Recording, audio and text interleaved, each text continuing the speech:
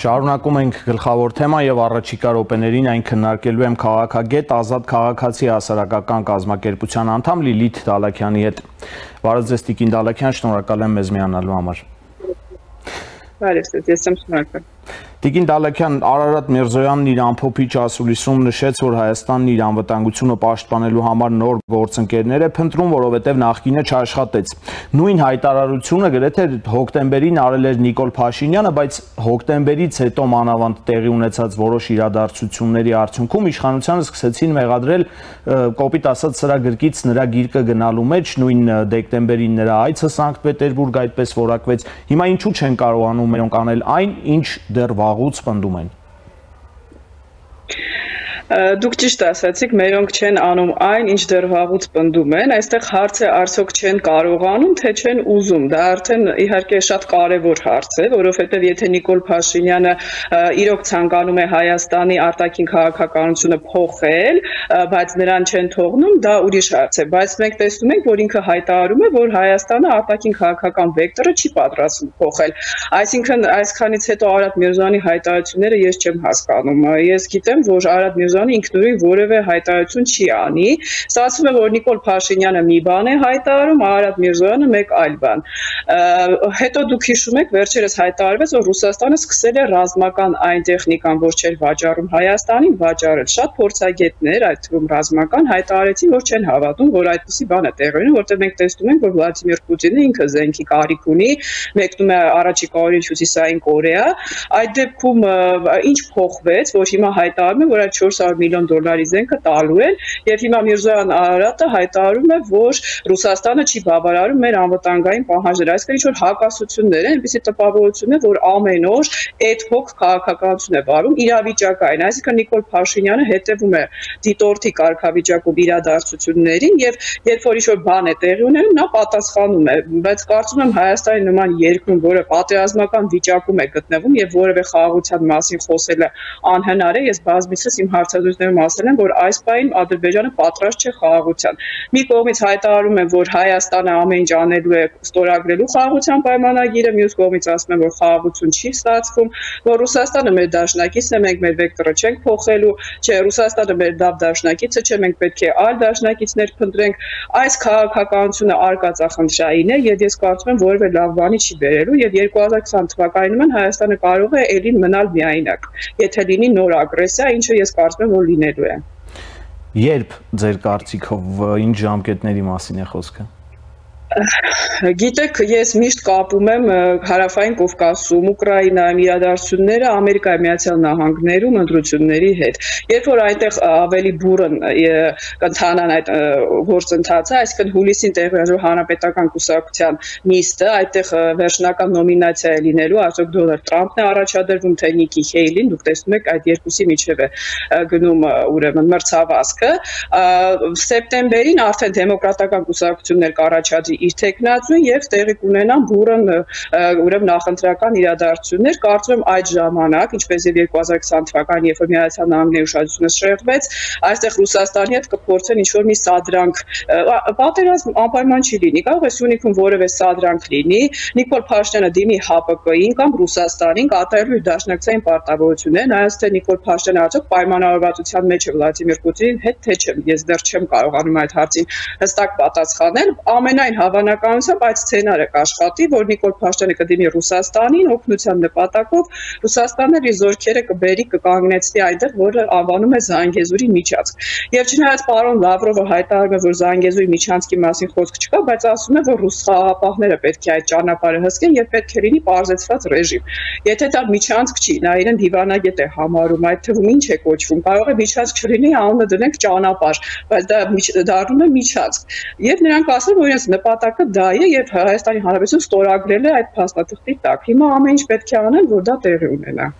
Տիկին Դալաքյան, Ռուսաստանը եւ Ադրբեջանը ստորագրել են երկկողմ հարաբերությունների զարգացման ճանապարհային քարտեզ, բազմաթիվ ուղղություններ է այն ներառում, որքանով է Միրզոյանի այս հայտարարությունը կապված այս քարտեզի, այս փաստաթղթի ստորագրման հետ եւ որքանով սա կարող է խորացնել առանց այդ էլ բավականին խորը ռուս-ադրբեջանական հարաբերությունները։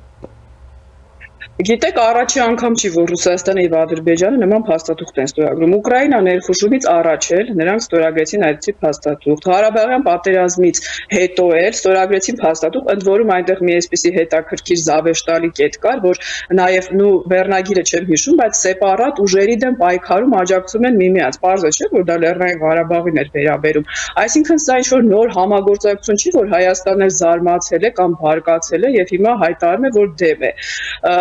Հայաստանը պետք է հասկանա, որ Ռուսաստանը իր դաշնակիցը չէ, թղթի վրա կարող է դաշնակից է, բայց իրականում խորացնում է իր հարաբերությունները Ադրբեջանի եւ չի էլ թաքցնում։ Իսկ ինչ է անում Հայաստանը։ Մենք կարող ենք Վլադիմիր Պուտինին ամեն ինչում մեղադրել, բայց նա պարտավոր չի Հայաստանի շահերը հաշվառել, նա իր ժողովրդի շահերն էլ հաշվի չի առնում։ Ինչ եք դուք անում, որպեսզի դուրս գաք այս իրավիճակից, որ ամեն օր չգնաք, ասեք մենք ՀԱՊԿ անդամ ենք, ԵՏՄ-ից դուրս չեն գալու, անցնի կես ժամ, ասեք չէ, դուք լավ դաշնակից չեք, Ֆրանսիա, Միացյալ Նահանգներ օգնեկից։ Դրա համար Արևմուտքը չի կողմնորոշում, արդյոք արժե Հայաստանին օգնել, թե չէ, ինչու պետք է նրանք օգնել Ռուսաստանի դաշնակցին, որը այսօր կռվում է պատերազմի դաշտում իրենց հետ։ Հետո էլ այստեղ այսպես կոչված ընդդիմադիր ուժերը Արևմուտքին մեղադրում են, ասում են Հայաստանին ինչու չի աջակցում, բայց ում աջակցի, ում հետ նա պատերազմի մեջ է, դուք արդեն տեսնում եք ՆԱՏՕ-ն զորավարժություններ է անում, ասում է որ անխուսափելի է պատերազմը։ Այս պարագայում Հայաստանը ուղղակի մնալու է օդում, մի կողմից Ռուսաստան, որը Ադրբեջանի հետ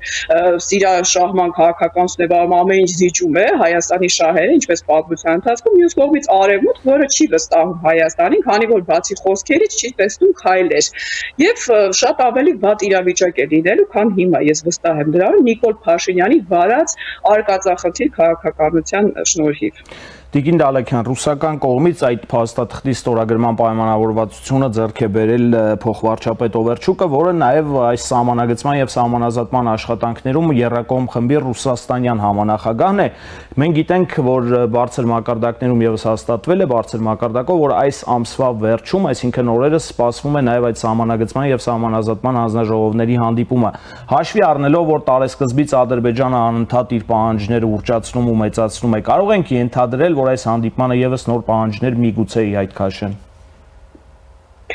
Ադրբեջանը իր պահանջները մեծացնում է ելնելով Հայաստանի Հանրապետության իշխանության վարքագծից։ Այսինքն, երբ որ դու պահանջ ես ներկայացնում եւ մեր երկրի ղեկավարը գալիս է ասում է, դե հիմա էլ պետք է սահմանադրությունը փոխենք, այսինքն ես չեմ հասկանում, ինչ է արել ինքը Ադրբեջանը, որևէ քայլ արել է, որ դուք էլ ասեք, դե մենք անկեղծ չենք լինի, եթե հիմա էլ սահմանադրությունը չփոխենք։ Իսկ եթե Ադրբեջանը վաղը պահանջի, որ սահմանադրության մեջ գրեն, որ Հայաստանը 18 թվականին առաջացել, մինչեւ այդ չի եղել Հայաստան, կգան մեզ կհամոզեն, որ հիմա էլ սահմանադրության մեջ դա պիտի գրել։ Ինչ վերաբերում է սահմանազատման հանձնաժողովի նիստերին, սա ընդհանրապես թոզ եմ փչում Արևմուտքի աչքերին, թե տեսեք մենք երեքով եռակողմ ինչպիսի լավ հանդիպումներ ենք ունենում, այսպես մի 500 տարի կբանակցենք, մենք էլ մեր զորքերը հետ չենք քաշի, ամեն անգամ մի առիթ կգտնենք, մի քիչ առաջ կգանք, մի նոր քարտեզ կբերենք եւ այսպես Հայաստանը կամաց-կամաց իր տարածքները կզիջի Ադրբեջանին, այսպես ասած խաղաղության խաչմերուկի անվան տակ։ Ես վստահ եմ, որ Ադրբեջանը իր հռետորաբանությունը չի փոխելու, քանի որ նա տեսնում է Հայաստանի կապիտուլյացիոն քաղաքականությունը, որ ինքը որևէ պահանջ չունի։ Կարծես թե Ադրբեջանը ամեն ինչում ճիշտ է եւ մենք հիմա այս համաձայնությունը կփոխենք, հետո կհրաժարվենք Վիլսոնյան քարտեզից։ Ես իհարկե չեմ ասում, որ այս պայն Հայաստանը կարող է արևմտյան Հայաստանը ետ բերել, բայց գոնե Ղարաբաղի հարցի մասին կարելի է մի արտահայտություն անել, չէ՞։ Պահանջներ ներկայացնել։ Չեմ տեսնում ինչ քաղաքականություն է վարում, կարծես թե սխմել են պատին Նիկոլ Փաշինյանին եւ ասում են դե արի բանակցի, բայց եթե Նիկոլ Փաշինյանը այդպիսի քաղաքականություն է որդեգրել, դա չի նշանակում, որ հայ ժողովուրդը պիտի դրա զոհը լինի։ Ես կարծում եմ նա չի ներկայացնում այսօր հայ ժողովրդի մեծամասնությունը եւ իրավունք չունի տանել այդպիսի բանակցություններ, մի հատ էլ խոսել սահմանադրական փոփոխությունների մասին։ Իսկ այս հանձնաժողովի նիստերը կարող են անդադար շարունակվել, անդադար քարտեզներ նոր առաջանալ, այնտեղ Ռուսաստանը կասի այո մենք էլ ունենք այդ քարտեզները եւ այսպես շարունակ։ Միայն միջազգային դիտորդների, եվրոպական արդար դիտորդների պայմաններում կարող են տեղ ունենալ ազնիվ դելիմիտացիայի ուրեմն գործընթաց։ Հակառակ պարագայում սրա վերջը չի երևում եւ դա նոր ագրեսիաների պատճառ կարող է լինել Ադրբեջանի կողմից։